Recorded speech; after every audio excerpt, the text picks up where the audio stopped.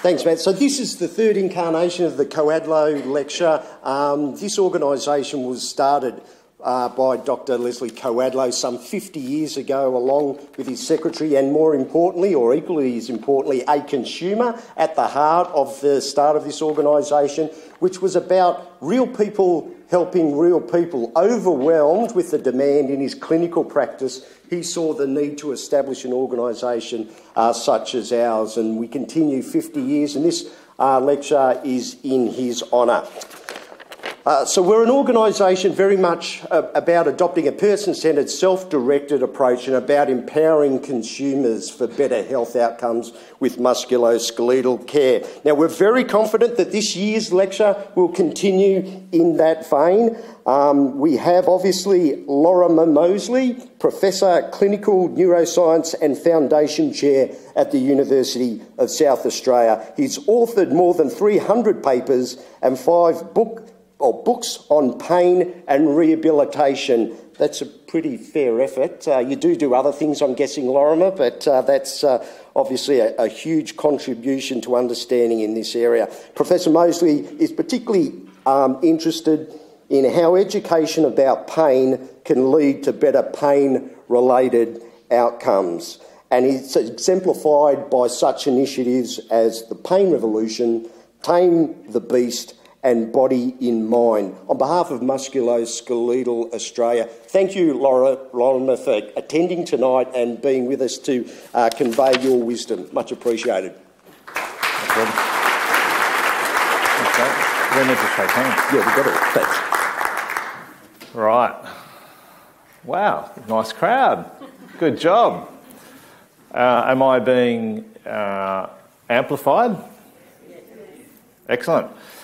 Last time I was in this building, I went up the stairs and I went to the toilets on the next level up. I don't know if anyone's been to those toilets, but certainly when I was there was a sign out the front, or as you walk in, saying, please use all the facilities to avoid congestion. So I did, which is quite difficult to do. Like once you're empty, you're empty, but I managed to use all the facilities and I didn't have any congestion. So we are in a house of learning, and that's fantastic. But those signs were not there. So if anyone's feeling like you're getting, a little bit stuck in your sinuses, I encourage you to go and use all of the facilities. So thank you very much for having me here for this really important lecture. I think that any effort to get a message out to people who will actually benefit the most from that message is something that should be supported, and this organisation has a massive history of emphasising that, and this lecture captures that. So it's a real honour to give this lecture. I think it's probably very important for most of you to know something about me. Most of you probably won't know anything about me. I recognise a couple of faces, but the rest of you won't. So here's a couple of things about me. My official letters are there, and if you put them together without spaces, they say which means I've spent about 25 years researching pain, treating people who have it, primarily persisting pain, and teaching people what I've learnt about it over that time. My main role is as a scientist. So I'm officially a clinical neuroscientist, which means I study the nervous system and brain of people who are not in perfect health. That's the official rule of that. They're in some sort of clinical context. In reality, we can't confine science to one system anymore, like the nervous system. The nervous system can't work without your immune system. In fact, for a single synapse to work, so synapse is when two nerves talk to each other, that synapse does not work without a cell from the immune system making it work. So we can't really think about neuroscience on its own anymore. So I like to think of myself as a human scientist, and pain is probably the human experience that I've been most fascinated by for a long time. I think it's really important to be fully transparent. So I'm not paying for my airfare over here, nor for my hotel accommodation tonight, nor the Uber that I took here, nor the party I'm having with all my mates tonight. That was paid for by you guys and presumably via sponsorship, so thank you for your support of that. The books that Rob mentioned, I get royalties for all of those books. And if anyone's written a book, you'll know writing medical books, fast and easy money. It just comes pouring in. Like every day I see this ching, ching, the money just piling up from royalties from medical books. Especially the ones where I negotiated a great deal to not have any royalties at all. Nonetheless, I do have benefit from that. The following companies have paid me money, have supported travel to go to conferences or give talks or consult, or given me something for free. So you can see the first one there. I have slept with the devil. I've done work for a company in the USA called Kaiser Permanente, which is a cooperative health provider. They have about 160 hospitals around the USA.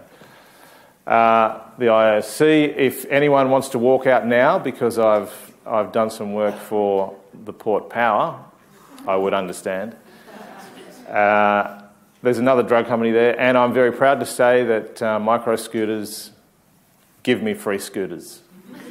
And the reason for that is because I've recommended them more than anyone else apparently in the country. And when they discovered this, I got this really bizarre phone call. I answered the phone. Hi, it's Loz here. Is that Professor Loz? So, well, I guess, technically. Are you also Lorimer? Yes. Are you the scootering professor? Yes. Well, we'd like you to be an ambassador because you have recommended more people than anyone else in the country to this great brand of scooters. So they gave me a free scooter, and now I'm completely conflicted by that because I want you all to go and buy one. And these people make shirts. There you go. I'm not wearing one at the moment. The research that I do is mainly sponsored by your tax dollars, by the Australian government, our National Health and Medical Research Council. I also have research currently that's funded by state governments, including Victoria, and then governments overseas. And then a lot of the work that we do is of great interest to insurance companies because when you have pain and you cannot work, that costs insurance companies a lot of real dollars. And they're just realising that probably 40 to 50% of income protection insurance claims are because people have pain. And they have pain resulting from soft tissue injuries that are considered non-catastrophic. So many of you will identify with this.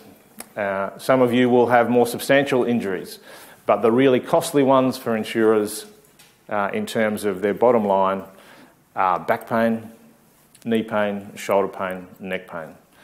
And on the global burden of disease, this is something you touched on, Rob, there is nothing more burdensome on the planet in terms of years lived with disability and economic cost than low back pain, followed by depression, followed by neck pain, and musculoskeletal disorders. So 3 out of the top 4 health conditions. Cancer comes in at about 14, and diabetes somewhere around there as well. So it's a really massive issue. And what we do know from pain science, and I'll get to this by the end of my talk, is that there is a great hope now, based on the revolution in pain science and how we understand these things, that burden, which is big on a society level, clearly, but it's really big on an individual level, and many of you will be aware of it on that level. There's real hope that we can start turning that around. But you're the key to turning that around.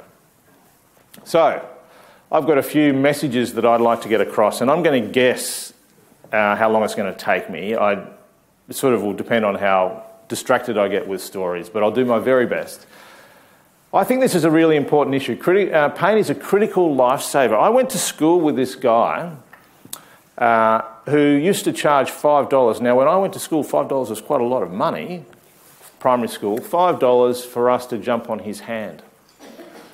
Now, in my memory, I thought, wouldn't that just be cool to have the gift of being able to have someone jump on your hand and it not hurt, and it didn't hurt him. And he could swap hands. But his hands were clearly being injured by this. And I was one of the people that paid the $5 and I saved up. And I put a phone book on top of the chair that I stood on, just so I'd get a bit higher. And now when I think... he died when he was 23, that fellow, because he was born without critical part of physiology, which is the ability of his tissues to detect danger. We call those things nociceptors. Now, his nociceptors, or danger receptors, were faulty. They didn't work. And there are a few famous cases that have stayed alive through really incredible vigilance on behalf of their parents and on behalf of themselves.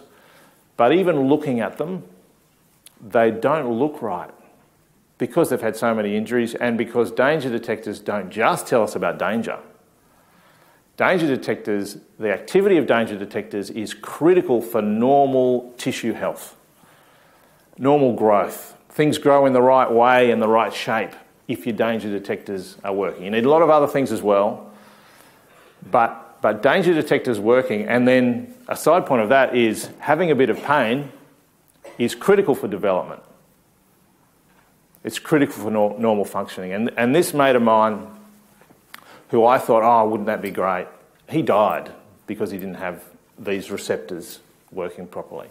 So pain is it's a critical giver of life.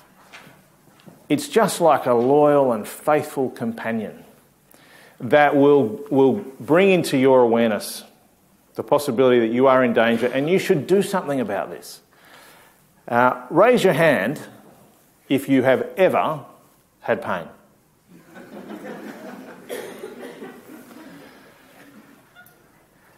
Raise your hand if you have been aware at any time in your life of that pain being quite helpful to get you out of a potentially dangerous situation. Great. Now, you don't have to raise your hand for this, but have a think about this question.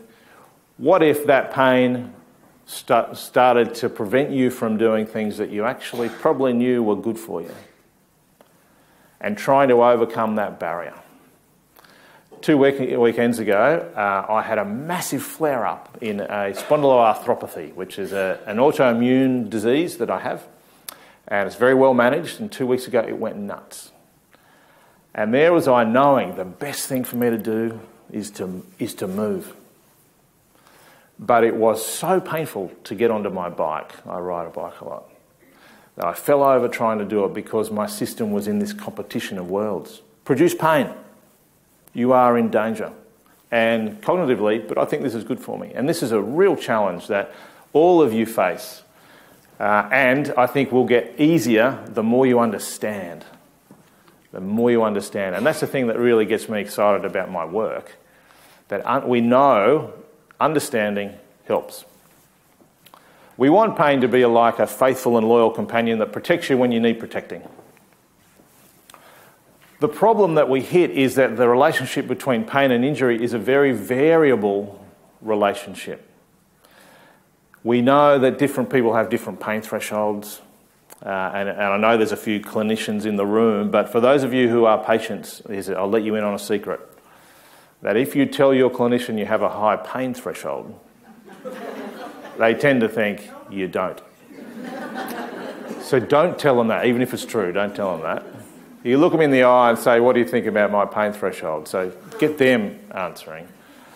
This relationship between pain and injury is highly fascinating, and I had a neurology professor when I was doing my physiotherapy degree a long time ago, who said when we were leaving the lecture theatre once, he said, and you know, young man, the worst injuries are often the least painful. And I said, no, that can't be true, because we have pain receptors and pain is damage.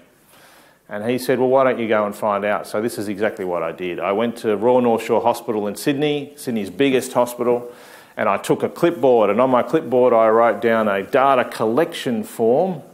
So one column I got to describe the injury, and the next column I got to describe how much they were writhing in pain. The next column would be how gory the injury was. And the last column was the answers to the question, on a scale of 0 to 10, and how sick are you of this question? On a scale of 0 to 10, 0 being no pain, 10 being worst possible pain, how would you rate your pain right now? Who feels like even the sound of that makes you want to adopt the fuck off posture? Yeah, I know. We can't help ourselves. Can you rate it? I remember one dude in particular coming into the emergency room that day. I sat there all day, and I was alerted by his weird voice because he said, "No way, Giorgio." And there was this guy who was walking in to the casualty department like this. And he's saying, "No way, Giorgio." And he was doing that because he had a hammer stuck in his neck. Right, you know the curly bit that you're meant to get the nails out with? That had gone in the back of his neck, and it was coming out the front. There was blood all over him, and I was in 3rd year training. So I'd already had some clinical training. So I said, "There's a hammer in your neck, mate." And he said, "Yeah, I know." Completely relaxed. So how do we make sense of that? Severe injury and apparently no pain. The way I thought at the time was he's clearly had something. Like he's clearly had pethidine or morphine or something. So I asked him, "Have you had anything?" He said, "What do you mean?" "Well, have you taken anything?" Yeah, I have." "Oh, well, that would be it. What have you had?" "Well, it's a kilometre from the building site and I was getting a bit peckish. I stopped for an egg and bacon roll." Isn't that outstanding? Imagine going into the cafe. "Giorgio, do you want..." "Look, just 2 egg and bacon rolls, thanks." He's had no drugs. This guy has no drugs in his system. But he's got severe injury and he doesn't seem to have any pain. So my next conclusion is he is probably just a complete idiot. His brain is not capable of making his body hurt. But then, after I've been talking to him for 30 seconds, filling out my form on a scale of 0 to 10, 0, he said. And he said, "Oh, I've got this gag. Ready?" And this is what he did in a crowded casualty waiting room. He did this. He said, "What am I?" And he was going between all the seats, and he got up. And I said, "Mate, you are a nutter." And he said, No, I'll do it again. "Giorgio, do the sound effects." So he did it again, and Giorgio, who wasn't coping very well, actually, he was sort of a bit giggly, and Giorgio did this.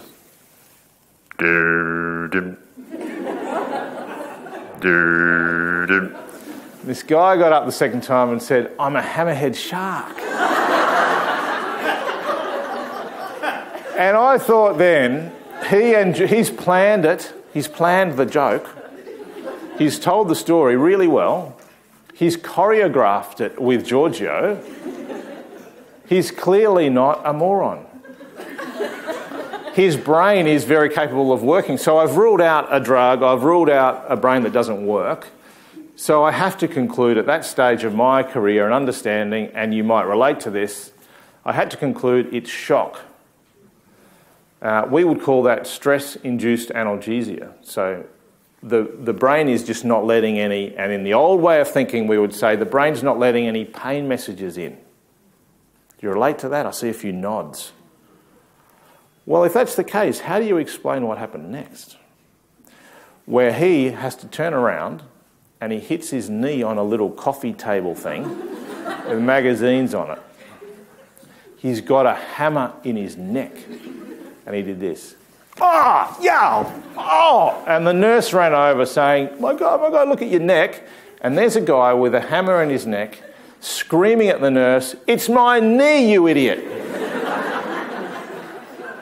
Same human, same moment in time, severe injury, no pain, mild injury, pain. Just think through that. Same human, same time, severe injury, no pain, mild injury, severe pain. How on earth do we make sense of that if pain equals injury? And my response to that scenario was, all right, I've got to find out.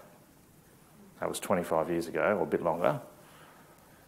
How fascinating is that, and how difficult does that make our life if we're treating people in pain, but more so if we have pain that we don't understand.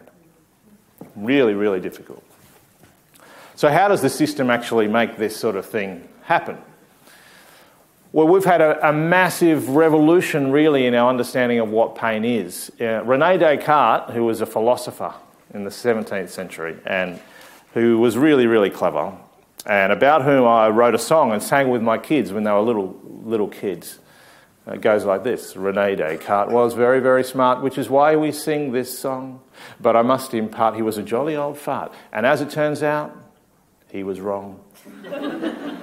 And once I was singing that with my 2-year-old son at the time, and he managed to fart on cue. And you know, as a parent, when your child's done something that you know you shouldn't really encourage, but you're really impressed by it. And I eventually had to say, oh, good on you, Henry. Henry's not his real name. No, it is. Rene Descartes had this idea that really pain was something that would be detected in the tissues of the body and sent to the brain, so that you get a marker of the state of your tissues. So you're being told, how are your tissues? And this is what it feels like. And this is the most common interpretation of pain still. But the last 50 years of scientific progress tell us it's not like that. Pain doesn't work like that. And this is both a really confronting reality, but a really exciting proposition if you have pain. Pain is all about protecting our body tissues. It's all about making us do something to get out of pain. And it's a brain thing. Which means we can now understand and explain findings like this, that in violinists, fingers on their left hand are more sensitive than fingers on their right hand to painful stimuli. To stimuli that could be painful, you don't need as big a stimulus for this hand as you do for this one. Why? Because you have to protect this one more than this one to play the violin. This is a more important part of your body than this hand. Makes sense now. It doesn't make sense if pain is measuring tissue damage or state of the tissues. It makes sense if pain is a protective feeling that we get. And I could throw you examples like that from research experiments I've been involved with, or collaborators or people I've never heard of have undertaken. And we would be here for a week with the amount of data that support that idea. And this summarises it. Anything that suggests you need protecting takes pain up. Anything. Anything that suggests you don't takes pain down. You were talking about the hot water springs at your place. Who else just imagined themselves in one of those warm water baths as you're talking? That sends a good safety message.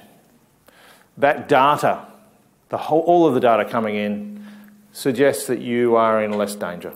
Therefore, it should reduce pain. Now, I don't know if there's any randomised controlled trials that are able to blind people for whether they're, make people unaware of whether they're in the warm bath or not. That would be pretty hard to do. But as a scientist, that's what we need for evidence. But as a basic scientist trying to understand how does the human work, that would be my prediction. Because those stimuli suggest you don't need protecting as much, so pain should go down. Have you ever thought about this? So remember back when you twisted your ankle, because nearly everyone twists their ankle. In fact, raise your hand if you have ever twisted your ankle. Great. In fact, it's probably more interesting raise your hand if you've never twisted your ankle. Never. Congrats. You're pretty special, all right? Raise your hand if you have twisted your ankle and you sort of liked the experience of just how swollen it got. Gets really swollen. What's amazing about twisted ankles is that they stop hurting a long time before the ankle is returned to normal. The ankle will take normally 6 or 8 weeks, maybe longer, for the tissues to be back at peak condition. But most twisted ankles stop hurting a long time before that, because their system doesn't need to produce pain to stop them doing stuff. So there's no point in producing pain. Pain is about protection. You could do this experiment. Why don't you do a little experiment here? We'll see if we can make this work. But if anyone has an injury doing this, please sue Musculoskeletal Australia or the sponsors. Okay, so what I want you to do is just squeeze your thumbnail, one hand on the other. Don't do this if you have sore fingers. But squeeze it just enough just to make it hurt just a little bit. Remember how hard you're squeezing it? Okay, now squeeze the thumbnail of the person next to you, the same hardness. And what you should all notice is that it hurts more when they squeeze it. So okay, stop now. When I once ran this experiment squeezing earlobes.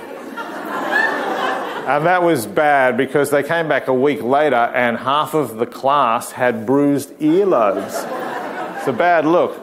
But we do controlled experiments which show that if you apply pressure to your own finger to produce pain that you rate at about 3 out of 10, if someone else who is your friend is applying that same pressure, even though they're your friend, it hurts more. And if it's a stranger, it hurts almost intolerably. And people will swear it's more pressure. That bastard is turning up the pressure. So the difference in these scenarios is not the event, it's the risk. And the risk is what determines how it tells your brain, okay, I need you to protect yourself here. And the only way I can make you protect yourself here is to make it hurt, because it's unpleasant. Pain is unpleasant. You want to stop it. Many back pains, I think the evidence would suggest most back pains, that can be brutally painful. Pass out painful. Frozen lying on the ground painful. Distressing for the people around you painful. Something you rate at 9 or 10 out of 10 might be associated with little or no injury. We now know that, the data tell us that. It feels like you've been blown apart. Some back pains that have proper tissue damage and some significant injury feel just the same. Life-threatening injuries, where your life is at risk because of this injury, are usually pain-free.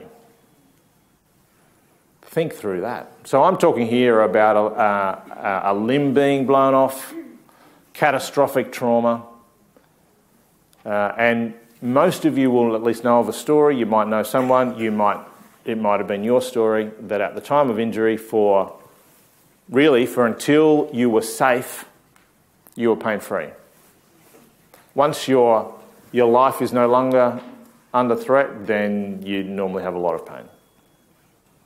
Because pain is not measuring tissues, it's telling you whether or not you should protect. And the brain is smart enough to know that if it creates an experience that makes you look after your arm that's been blown off, then you'll die.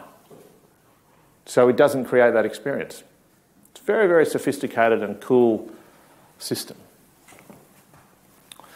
So we now conceptualise pain as something that provides for us a protective buffer.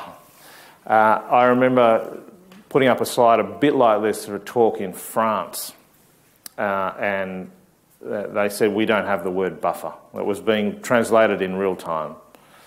And the translator said to me, I'm sorry, we don't have a word for buffer, unless you mean buffer. And I said, well, what does buffer mean?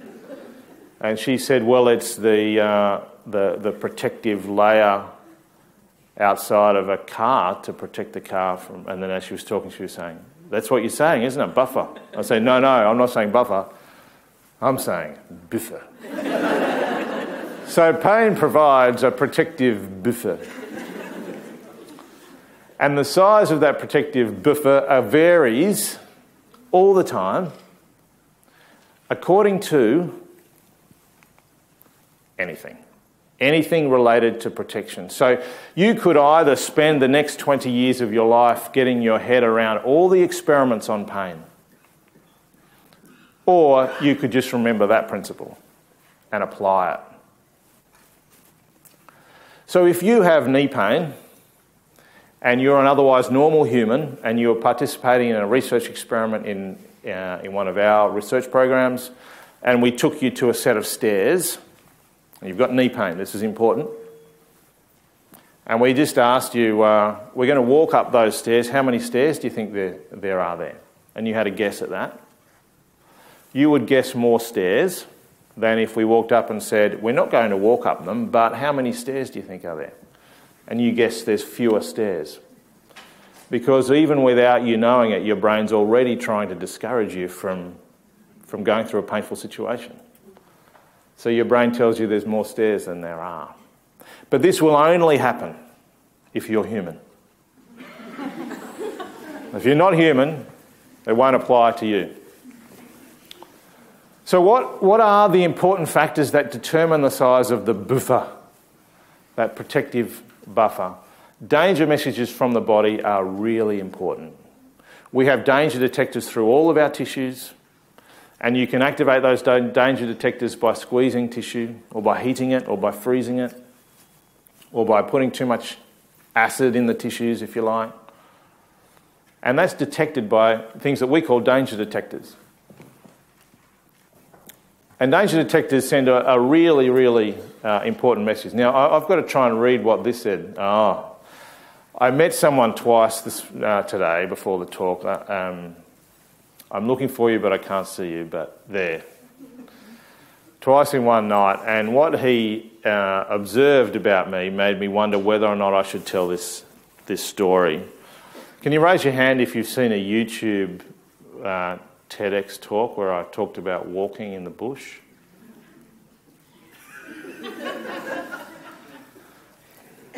If you haven't seen it, go and have a look at it. I'm going to miss that story. Is that all right? Did anyone come just for that story? Okay, if I've got time at the end, I will, but I suspect that I won't. What's more important than danger messages coming from the tissues of the body is what your brain thinks those danger messages mean. And that's a really important reality.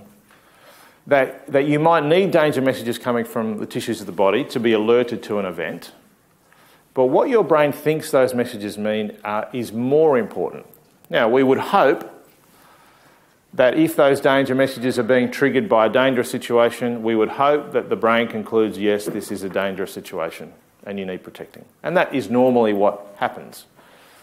But have a think about this reality and then have a think about your back scan report.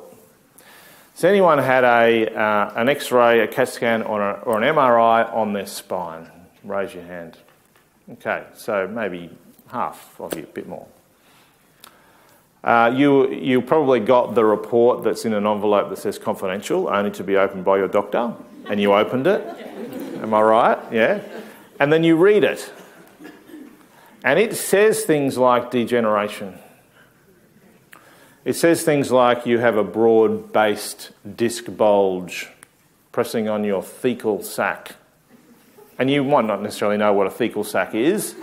I had a patient who described it once as a fecal sac, which is not quite right, but what information you get from the report changes what this danger messages mean. So we've just finished an experiment with 400 people that shows that if we give them their report and we explain that those things mean normal age-related adaptations, they have less pain when they bend over than if we don't explain that. So the danger message from the body is critical, but what it means is more critical. If you've had knee x-rays, if you like, and someone has made the mistake of saying to you, it's bone on bone in there, that says danger. That's a critical determinant of meaning. So I would suggest to all of the health professionals I ever come in contact with, unless it is bone on bone in there, which you probably really need to go in with an arthroscope to have a look, and it's almost certainly not the case, don't say it because it looks like it on an x-ray.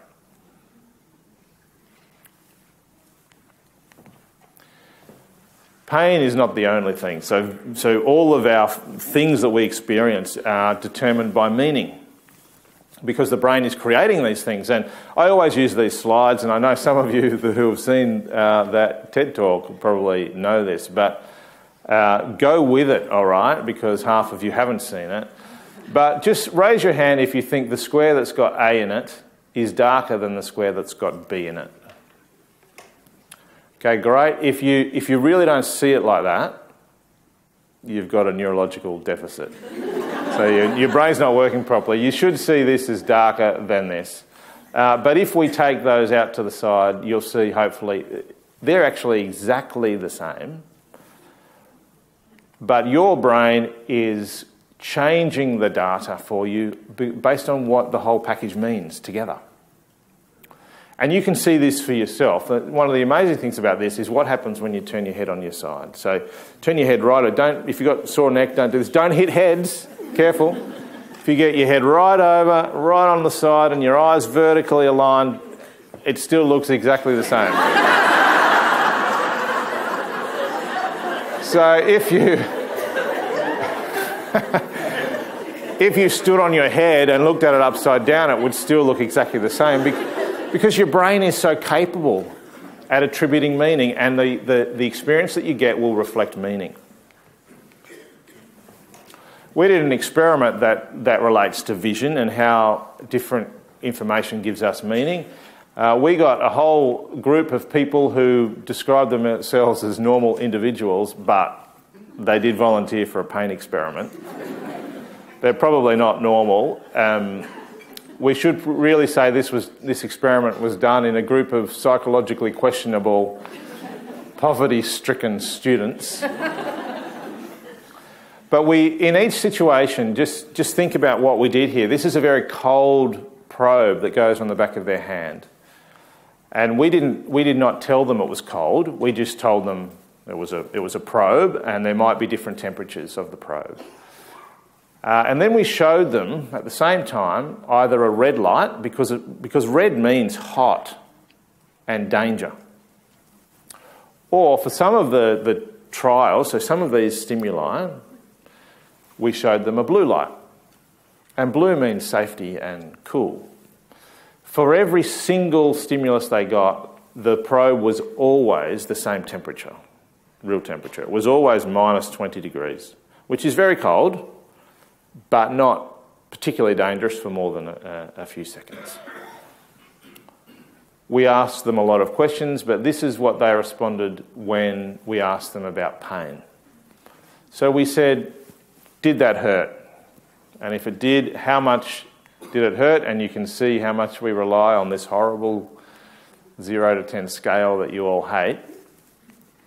Each line belongs to a person. Each person got, I think, about 10 different stimuli in each condition. And the fact that all of these lines, well, not all of them, most of them tend to go up in that direction, tells us that for nearly all of these supposedly normal people, the same stimulus with a red light hurts more than it does with a blue light because of the meaning. We've changed meaning. Now you can see this person here, this person here, they're idiots. Their brain doesn't process that meaning, or perhaps they were colourblind. Who knows? We know that the ability of the system to detect danger ramps up rapidly and massively in the presence of inflammation. So this is why inflamed joints hurt. This is one reason they hurt so much more. This is an advertisement for an English DJ who was coming out to get sunburnt in Australia. Sunburn is inflammation of the skin, and you've probably all been sunburnt, and when that warm water goes on your skin, it really hurts. And that's because of the shift in this protective buffer. You've moved from a normal size buffer to a really big buffer. And that is a beautiful system to stop you putting forces through those tissues that need to heal. And it's very effective. Back to if you've twisted your ankle. The day after you've twisted your ankle and you can't put any weight on it, there's no way your ankle is in true danger, but the system knows, I want to be overly protective while we heal. And inflammation has that effect, and we understand very well how it has that effect. We understand the mechanisms. We understand some ways that we can interrupt that effect. One of the challenges that faces anyone with persisting pain is that our pain system learns. It's a rapid learner. It's an effective learner. We know a lot about how it learns. The really difficult part of this whole biology of the human is that it learns really well. The way that I would describe this scenario to people, so I spent the first 15 years of my clinical life running pain education classes for people doing a pain management program through a hospital. And I would tell them this story, which is based on my experience travelling around Australia trying to learn how to play the clarinet and the saxophone. And I was hitchhiking and I was waiting out the back of a roadhouse in Northern Territory, and someone stopped and shouted out from their ute, "Do you want a job, mate?" And I thought I'd been discovered as a clarinet player. I thought that person had heard me and thought, he's good. And I jumped in the ute and I said, "Where's the job?" And he said, "Well, we need someone to drive trucks around our property in northern Western Australia." So we drove for 20 hours and we got to his property, and then my job was literally sitting in the front of a truck that when you got to 80 kilometres an hour, it just drove itself. You just pressed a little green button on the dashboard and it would stay at 80 kilometres an hour, and you just had to keep an eye on things. And I drove for 8 hours in one property. But I practiced one tune the whole time. And that tune was called Ornithology by Charlie Parker. Does anyone know Charlie Parker? Anyone know Ornithology? Please don't tell everyone how bad this is, but Ornithology goes a little bit like this. Was it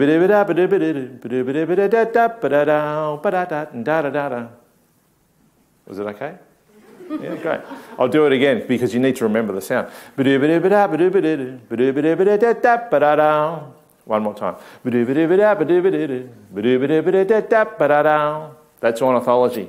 And I played Ornithology non-stop, 8 hours a day for 3 weeks, driving through the desert, sitting sideways in a truck with my elbow on the steering wheel and my back resting against that thing on the door for your arm that hurts your back when your back's on it for a while. Now, I know everyone who's nodding has been kissing in the car. I saw you're a vigorous nodder. So that thing that I was there, to cut a very long story slightly shorter, about 3 months later, I was playing in a 5-piece jazz band in King's Cross in Sydney. And we were very, very good. We played the 1 a.m. till 3 a.m. shift on Monday mornings. And we had a singer there was someone in the club who was a gospel singer from the States, and she said, "Can I do some tunes with you?" I said, "Sure, what should we start with?" And we started with Amazing Grace. And she was amazing. She really was. She had this voice like chocolate, and she did a bit of soloing. Then it went to the band leader on the double bass and did the soloing.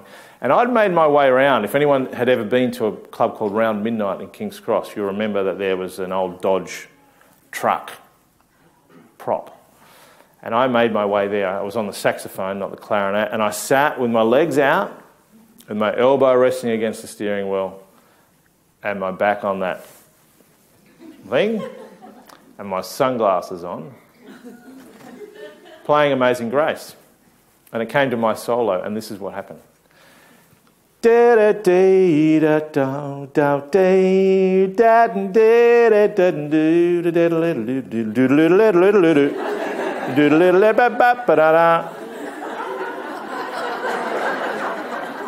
I was in ornithology in the middle of Amazing Grace. And I looked over at the band leader and he was doing this. He was going.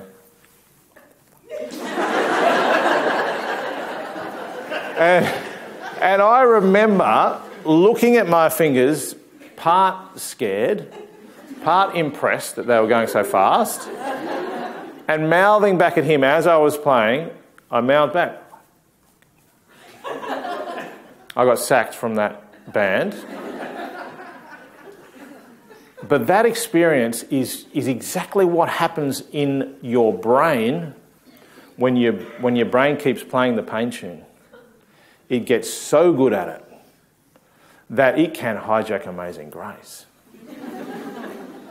So you might have days where you're doing the same thing you've always done. And one day, bang, you've done nothing different. And you are struck down by terrifying, distressing pain that has got you. Does anyone relate to that? Now, if we don't understand pain, we should conclude you're in a structurally catastrophic situation. But because we understand pain, we can now say something has caused this flare-up and it's overprotective. Your tissues are not really in threat because you've done this task. Your structure knows how to do it, but something has made ornithology hijack Amazing Grace. And the system learns pain so well that what you can do pain-free just goes lower and lower and lower. So you sort of have two choices. Well, you've got three, but the two that are the most common choices are that you start avoiding that pain because that's the system, it's working, or you try to beat it. Think which system you use of those two. Do you just slowly avoid it more and more? And if you do that, you would have noticed over years you're getting more and more disabled by your pain. It's affecting more and more of your life. It's getting triggered by things that are unrelated to your body. Loud noises set it off. You're getting irritable. You get sick and your pain comes back. If you're doing the approach, I'm just going to beat it, exactly the same scenario happens because it is you. It's you, it's your brain that's producing pain, so you can't beat it, it's you. Fortunately, there's a third way. And that's for me, the most exciting thing that I've learned in 25 years of pain science is the third way of retraining the overprotective system that's learned how to produce pain. The challenge that anyone faces with persistent pain is that their pain is overly protective. You are overprotected. The irony is that your tissues are safer and they feel way less safe. And this situation, this loyal friend that would have saved the life of my schoolmate had his system worked. This loyal friend has become like a raging beast that's controlling your life. It's stopping you from doing stuff. It's changing who you are. We now get excited by these realities. That learning in the pain system, and this might not apply to you at all, but if you've got persistent pain, you might recognise the stories that I've told. Learning in the pain system got you into this mess, and learning can get you out. We now know there's a building body of evidence There's a really strong scientific argument that when we train the system, it is possible to, and the phrase that we use is, it is possible to tame the beast again, to bring your system into being appropriately protective. Now, if your tissues are actually in danger, if you have an inflammatory disease, if you have some musculoskeletal trauma that's unresolved, then it's sensible to have some pain to be able to protect you. But so far, we, as a pain science community, we can't see any possibility of you having persistent pain and your system not learning. If you're human, it will have learned. So you will be more protected than you need to be. And that is a really confronting and disappointing message in some ways on its own. But right next to that message is that, therefore, things can be better than they are. Absolutely. So the pain science revolution offers hope. I think it offers genuine, realisable hope. But there's a catch. Unfortunately, there's a catch. This is the hope. Outstanding outcomes, including recovery for many people, are possible. Definitely possible. The data tell us this. The science predicts this. The catch is that it takes time and it takes effort. And it takes a whole lot of characteristics that everyone who would come this evening has. You just got to employ them and get a coach to help you employ them. So this is what the pain science revolution suggests that we should be promoting in the health field about how to improve your life when you have persistent pain. The first, and I think the most challenging, is rethinking pain. Shifting your idea of pain as being a measure of the state of the tissues. Shifting it into being something your brain's doing to protect you, and therefore everything matters. So now you have to understand your amazing protectometer, this system inside you that is always judging how much you should be protecting yourself. This is out of a book that I wrote that you really should all buy. This is an idea of what we call the protectometer, and on one side of this are all the things in your life that tell your brain your system is in danger and needing protecting. Everything in your life. Messages from the tissues, messages from your friends, your partner, your kids, your health professional, the things you say, the things you do, the things you hear. I saw a patient some time ago now, but he called himself Roman even though his name was Norman. And I said, do you want me to call you Roman or Norman? He said, call me Roman. Everyone calls me Roman. All right? Why? Have you seen my x-ray? I said, what? His lumbar spine, his low back x-ray was described as having degenerative changes, which were actually very normal for someone of his age. But he likened them to the Roman ruins. And that became part of who he was. And that's sort of a bit funny, right? But it's tragic, actually. Because his entire identity was one big, what we would describe as a DIM, which stands for danger in me. His name, every time he said it, people talked to him, just told his brain, your back's in danger. A little reminder, your back's in danger. And a smart brain should just work a little bit harder to protect his back. And if your brain's working hard to protect your back, the best way to do it, make your back hurt, give you back pain, lock up your back, stop it from moving, stop you moving, reduce your balance, make you feel a bit sick if it has to. It will protect. On the other side of this is what we call SIMS, so evidence to your brain of safety in me, not danger in me, safety in me. And the protectometer, our internal protectometer, is in a constant state of judging DIMS and SIMS. The challenge that anyone with persistent pain has. And I would probably argue anyone with pain that's not following the ideal trajectory of recovery. The challenge is identifying what are my DIMs and what are my SIMs? How can I find them? And we have a phrase that we use with people in pain which says, DIMs and SIMs hide in difficult to spot places. You've got to go looking for them. This is a version, I apologise for this really amateur slide, but this was me on a reasonably bumpy flight from Adelaide today. This is capturing what's been around for 50 years. It's called the biopsychosocial model of health, and I'm saying protection. Things that are bio relate to the true health of the tissues of your body, including genetics and danger messages and things like that. The psycho refers to the things that you know, your thoughts, your beliefs, other feelings that you're having, your fears, your mood. Of course, none of this applies. If you have pain, none of this applies if you're not a human. And the reason I keep saying that is that it's very common for people to think, yeah, well, my pain's different.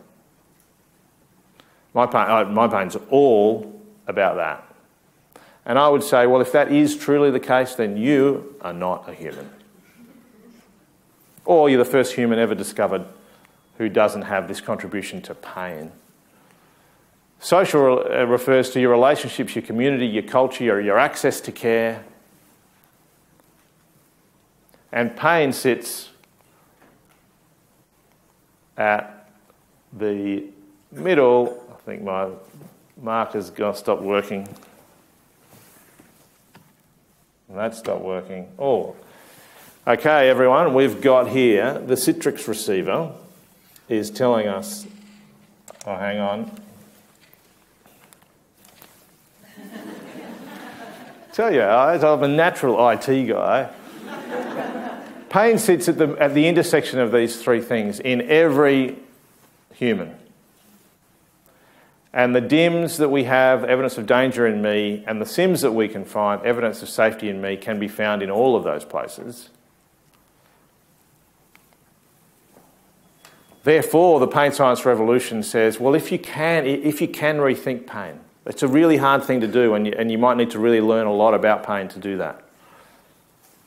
Then you can re-engage with the idea of retraining your system, teaching your system to be less protective, teaching your pain system to be less protective.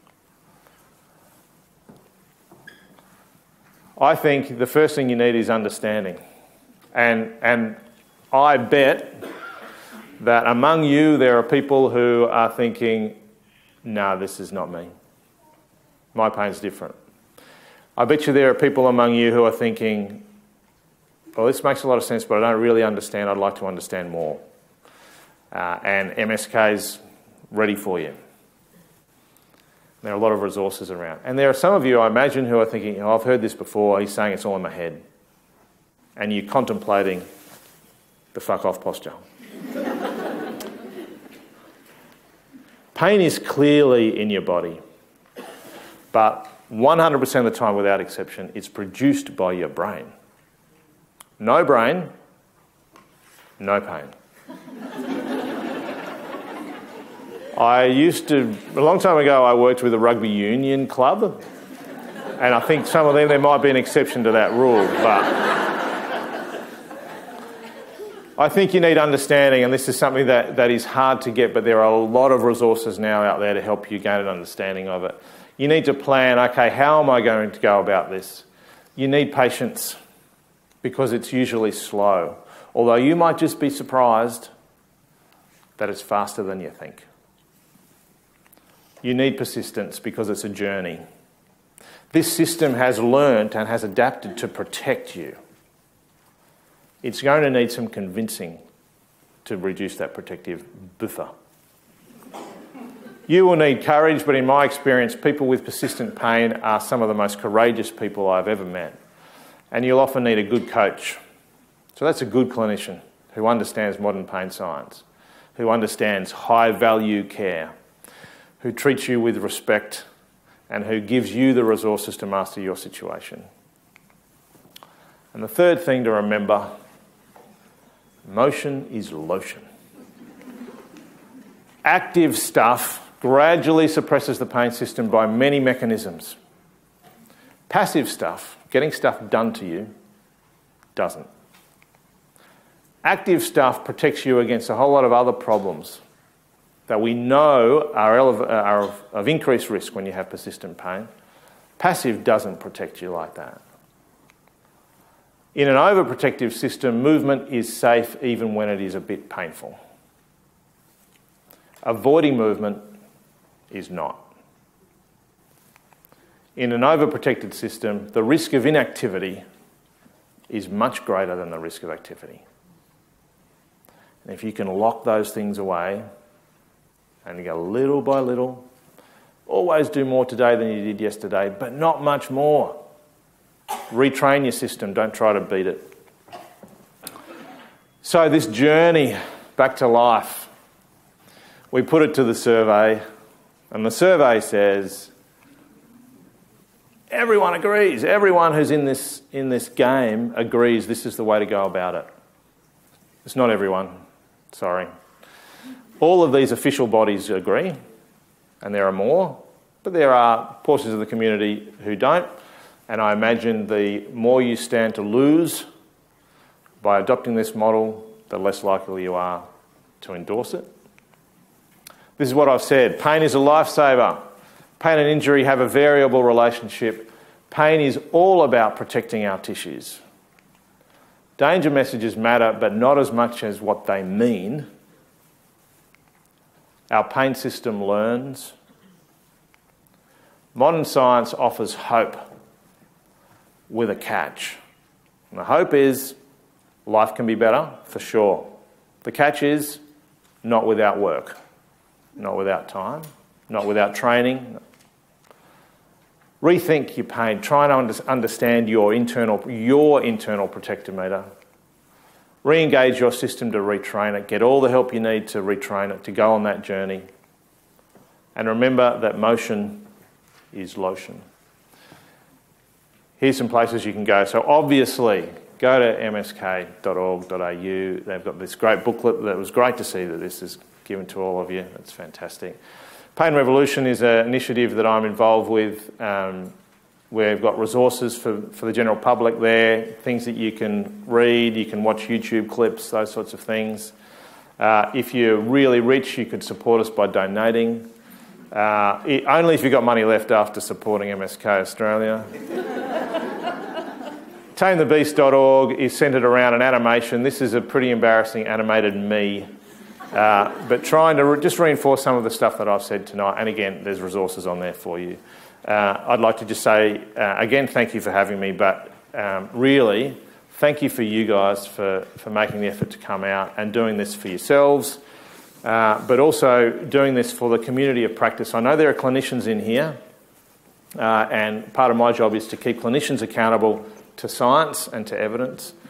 And without you guys engaging in the process, that's going to be a lot harder to do. So thank you very much. And the last thing that I do whenever I travel is even though it's not far from Adelaide, I acknowledge that the beautiful Anna, with whom I share my life, is at home with our 2 kids, single parenting, and she is part of the team that allows me to come and do this. I always want to acknowledge that. And the exquisite Charlotte and the adorable Henry. Not his real name. Anyway, thanks. Thank you very much. Thanks. Thank you. Hey, can you just take a couple of questions? Yeah, no worries. Lorimer, absolutely brilliant. We feel privileged to again hear from you. I know there must be a million questions. Lorimer's been very kind in saying that he'll answer a few. I would suggest, however, firstly that we go to the microphones. Got a couple of microphones on either of the 2 aisles about halfway up. And if we could try and keep questions from a generalist perspective as much as possible, because I know there'd be lots of specific information that you want.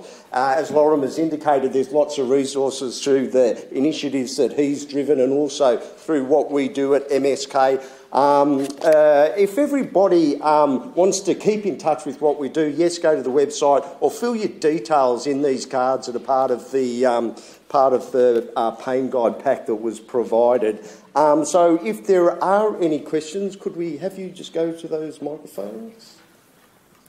This will be the test of steps, Lorimer, won't it? Do you have the hand up? Because I could restate your question, or I could stand close and you could use my mic. Is that going to be intimidating? We've got one down here. It's quite close, isn't it? The motion lotion, does it have to be aerobic? Great question. No. We're about to ask for a lot of money to test whether there's any different benefit for a particular painful disorder of whether you go aerobic or not aerobic. No, my short answer is no. In fact, ideally it's true movement, but you even get benefit from imagining movement. So, I mean, this is one of the really remarkable things, that when your brain, and walking is the best thing, but there are conditions, let's say, of upper limb conditions where there's no arm to move, but making your brain operate that arm in a sensible way has analgesic effects. So even the brain sending movement commands has some effect on the danger system.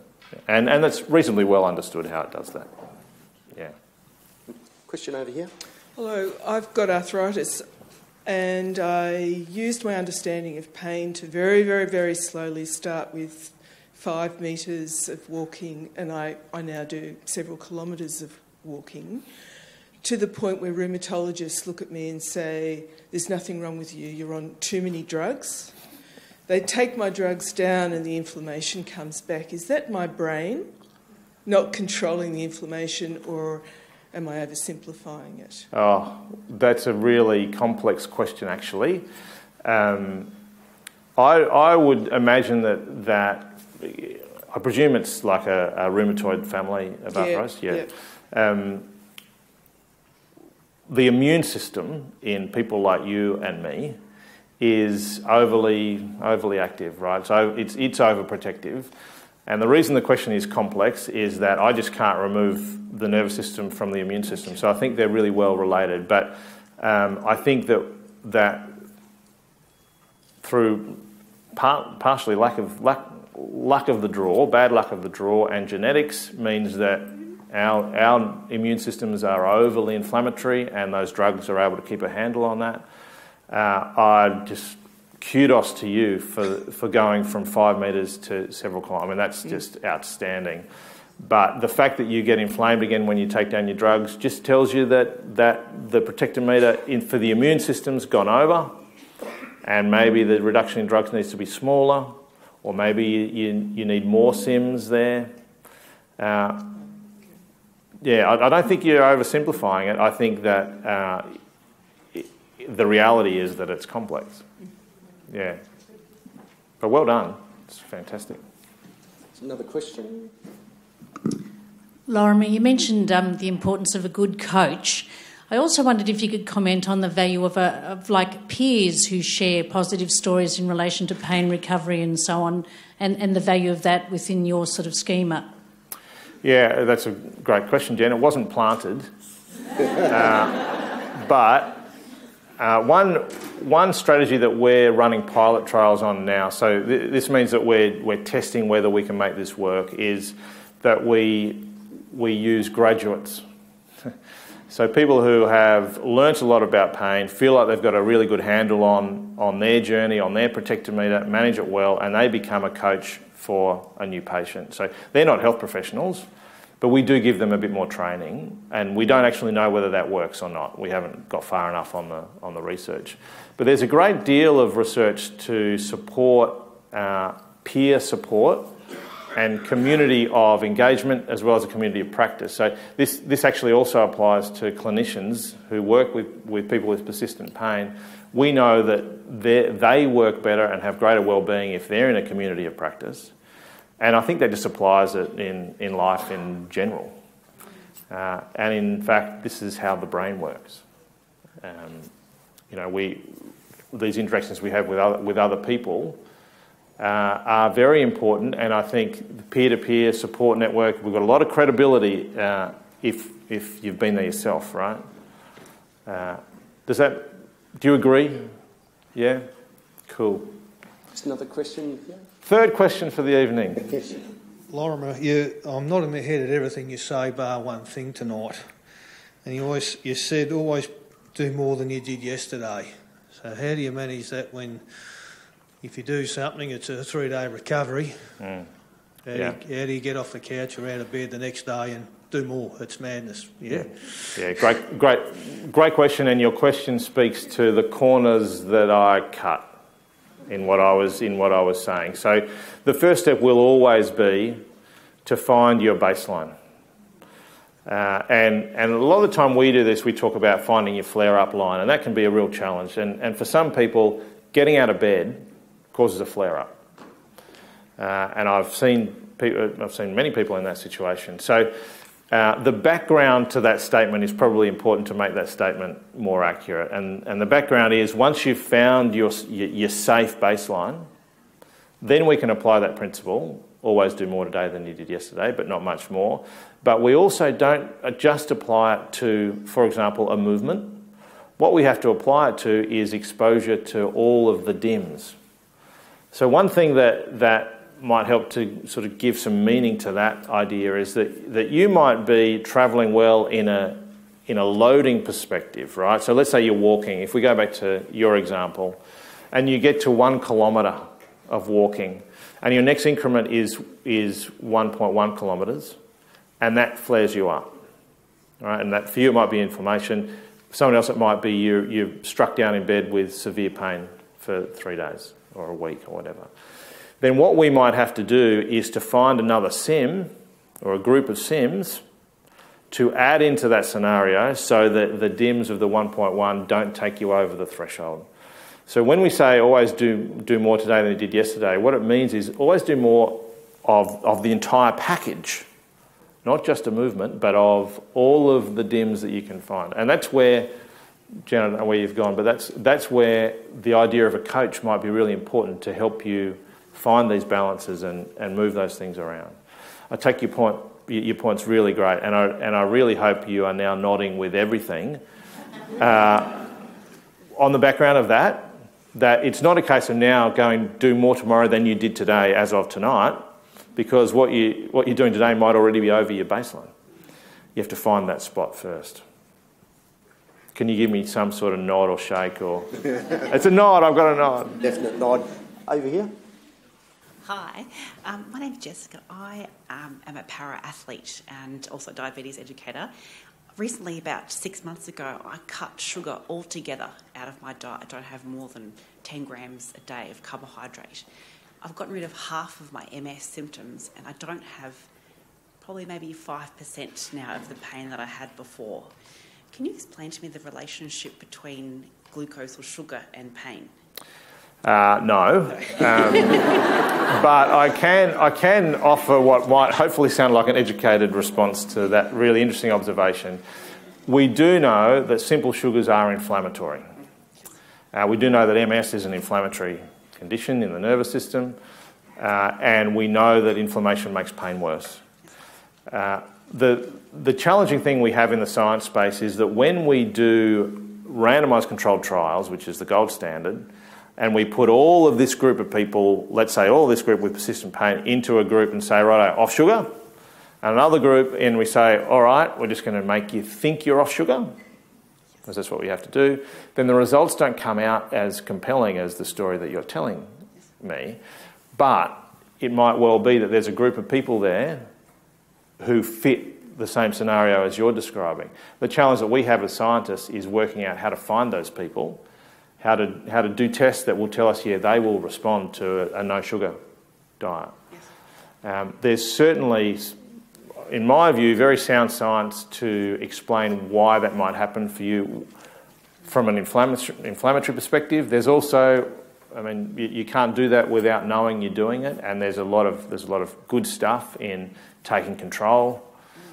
in manoeuvring your system, in having confidence. They're all Sims. So I imagine, have a scenario as good as you're describing, it's probably all that stuff together. Thank you. Yeah, pleasure.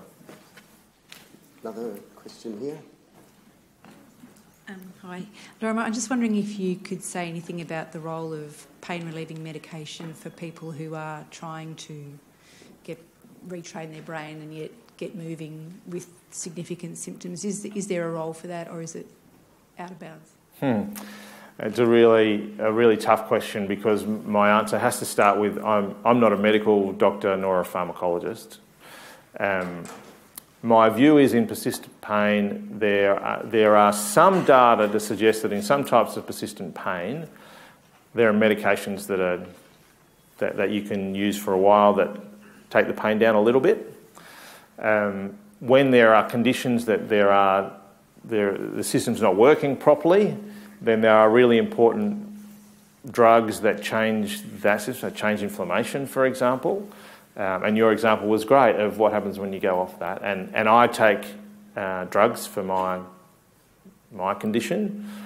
But when the drug is for analgesia, the harsh reality is that we haven't really got a drug that has very impressive long-term effects. Your question was about, should you take it while you start to train your system? I don't think you should take it for that confined purpose, but I'm completely accepting of there are situations where if you don't get some rapid relief, you're going to be in more trouble for whatever reason. And I think that if we know there's a mechanism by which we can give you some transient short relief, then we should probably do that. The massive challenge we have is that our best drugs don't last very long for pain. And I guess to finish that, there's this statistic called number needed to treat.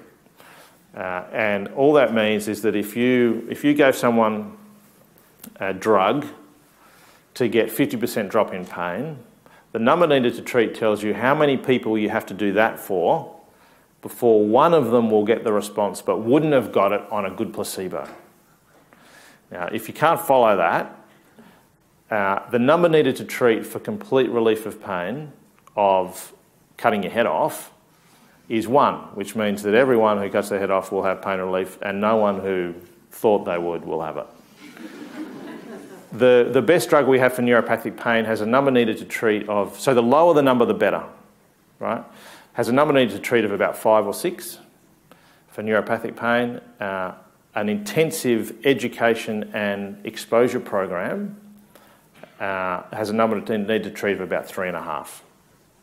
So that suggests that it's more effective long term to do the latter. Now, those two things haven't been compared in a randomised controlled trial. I'm taking data from 2 different pools and putting them together. So I'm always reluctant to say no, because I think it saves lives sometimes. But I don't see any mechanism by which it will solve the problem. Just the last 2 questions, just one on this side and we'll finish up there. Thanks. Hi, my name's Adam. I've suffered a spinal cord injury a couple of years ago. Firstly, I'm lucky enough to have a good coach who I can actually see here at the moment, Andrew. How long does it normally take for patients generally to go through the motions of finding their triggers for their pain, neuropathic pain, etc.? What would be the average time frame that someone would expect to find their triggers? That's a tough question, Adam. No idea. Yeah. It's so variable. Yeah.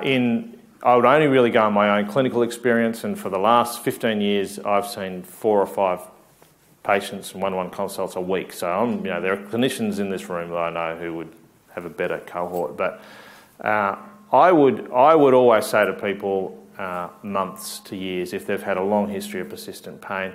If you've had injury to your nervous system, particularly the central nervous system, then things are way more complex because the actual hardware has been damaged.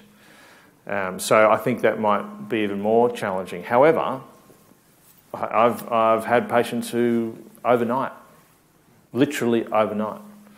I've had other patients who I might see 10 years later who had a really tough journey for 8 years. And then I'll see patients 10 years later who are still in trouble.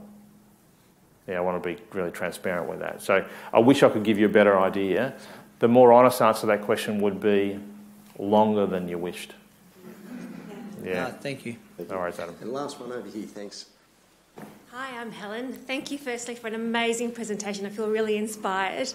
I've got a question which I'm hoping you'll be able to answer, which is, imagine this lecture theatre was full of people with very, very low health literacy, a presenter who's far less entertaining than yourself, people that don't speak much English, and you want to start them on their journey and start with the understand bit.